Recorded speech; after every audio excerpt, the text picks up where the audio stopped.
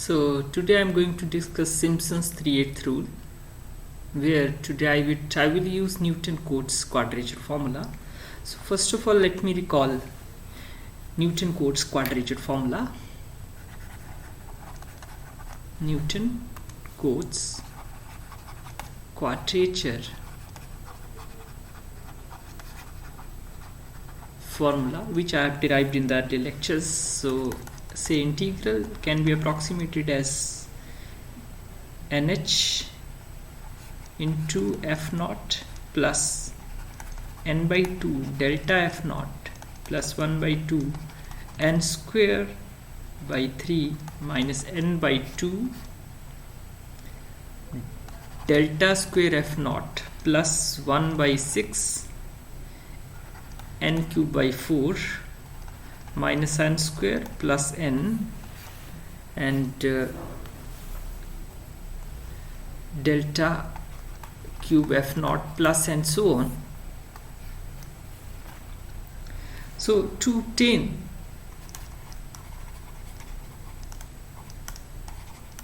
Simpson's 3/8 rule, what do?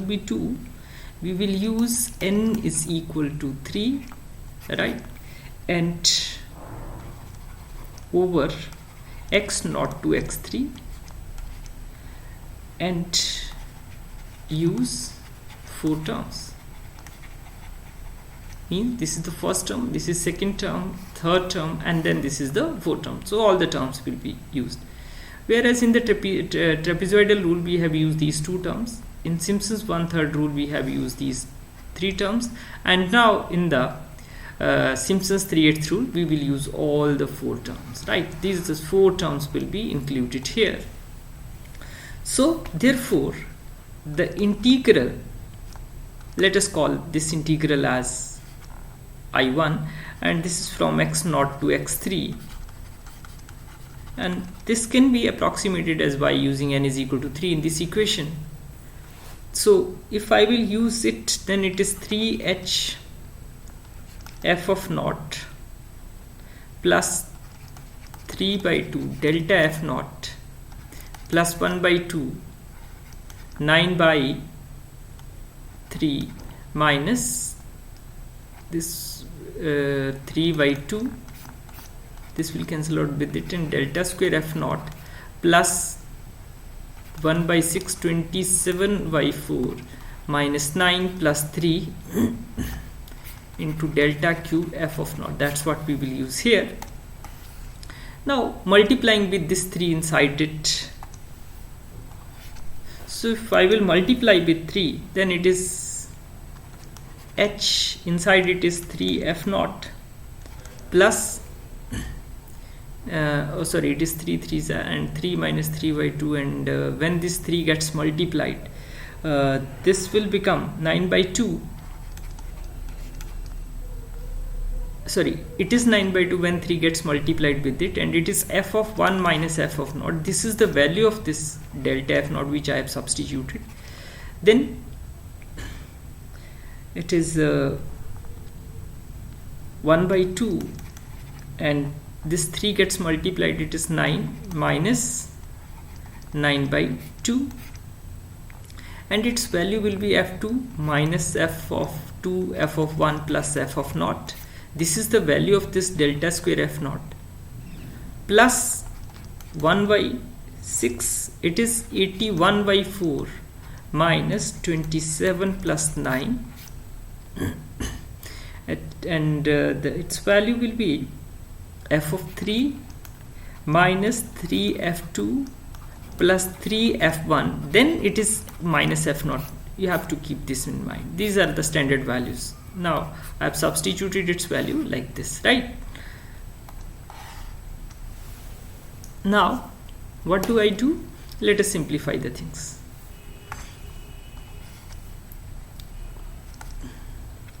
So it is h, it is 3 f naught plus 9 by 4 f of 2, 9 by 2 f1 minus f naught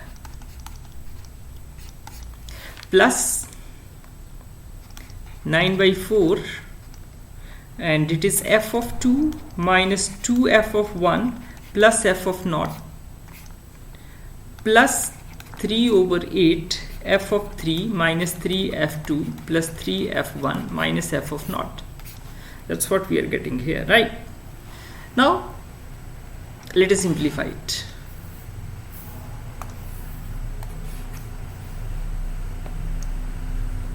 So here it is h, f naught is one term, so it is 3 is with it, so 3, and here it is f naught multiplied by 9 by 4, so it is plus 9 by 4.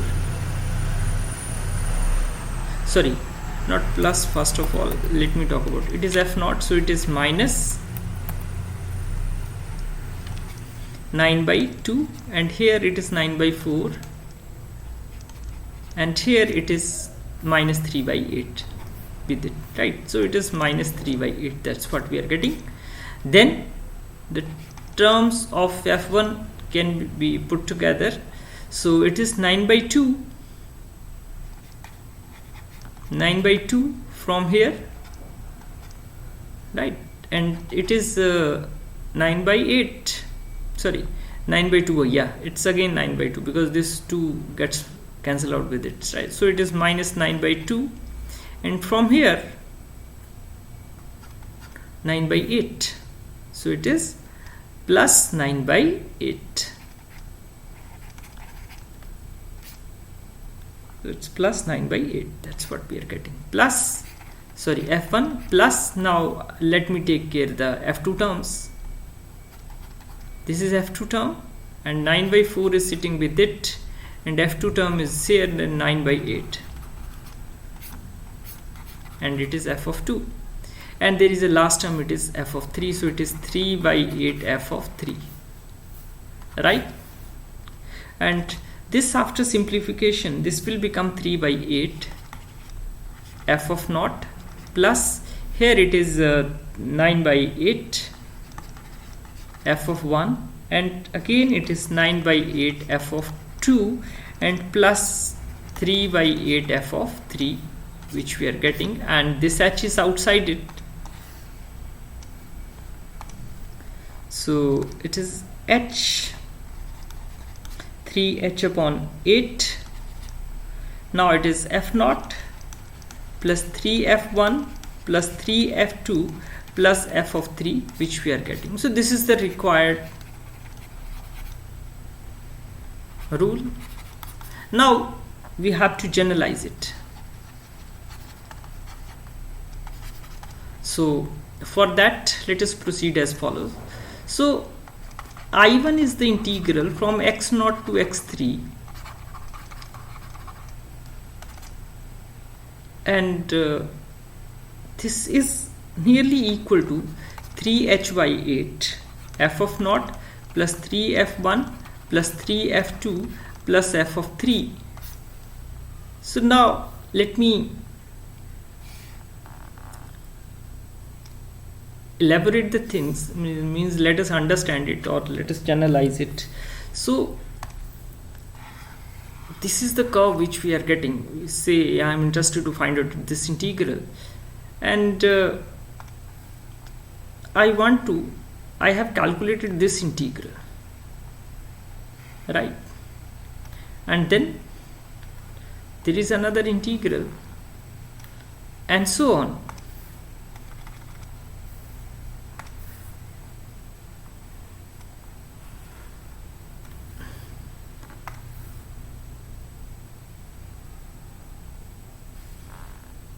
Right?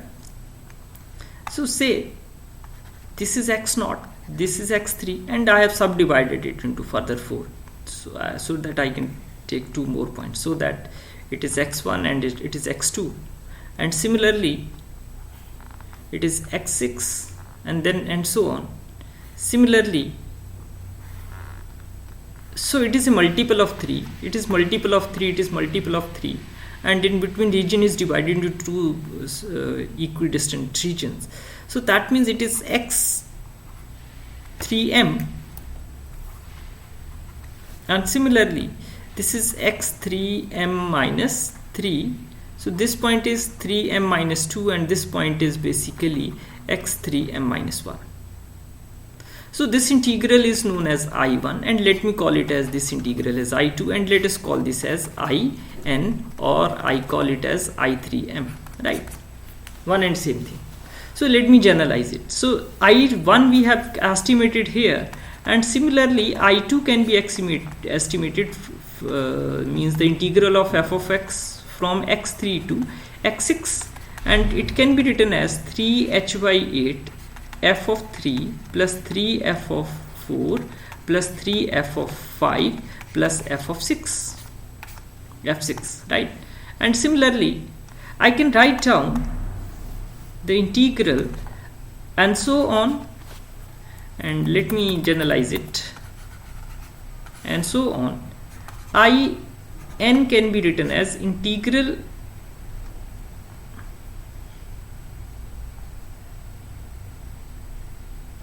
xn minus 1 to xn f of dx, or it can be written as integral of x 3m minus 3 to integral from x3m f of x dx, and this can be estimated as its integral is nearly equal to 3h by 8, and it is f of 3m minus 3 plus 3f of 3m minus 2 plus 3f of 3m minus 1 plus f of 3m.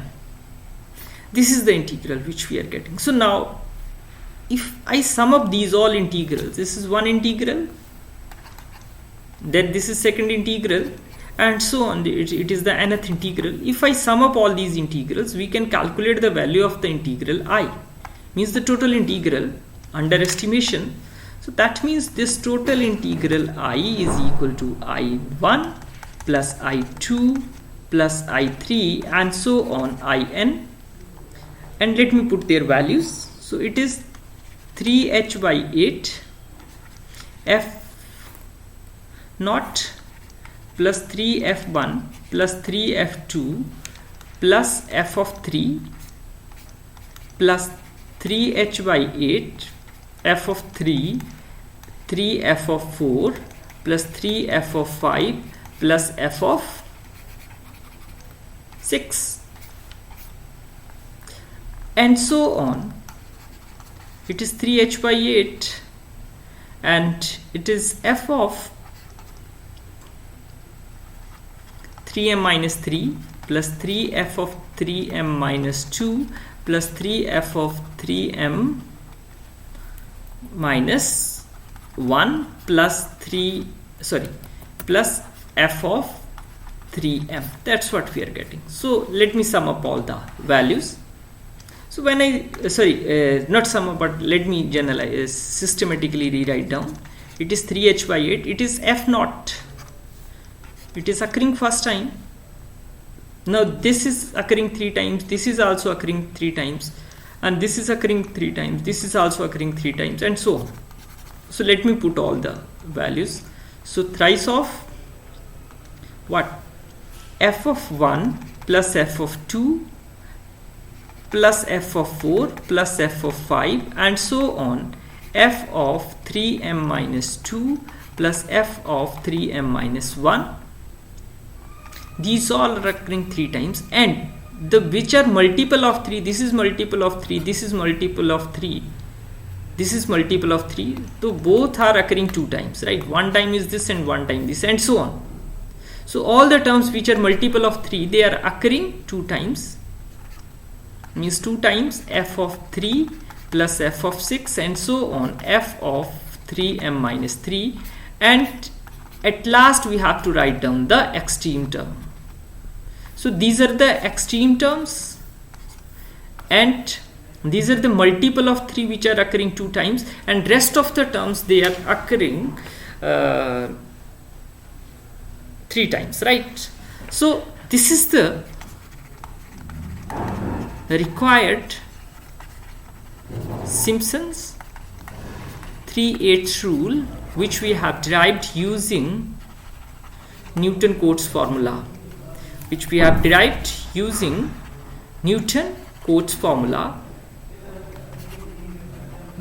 right? So that's all for this lecture, and in the next lecture I will talk about, or I will try to solve a problem using trapezoidal rule, using Simpson's 1/3 rule and Simpson's 3/8 rule. So that's all for this lecture.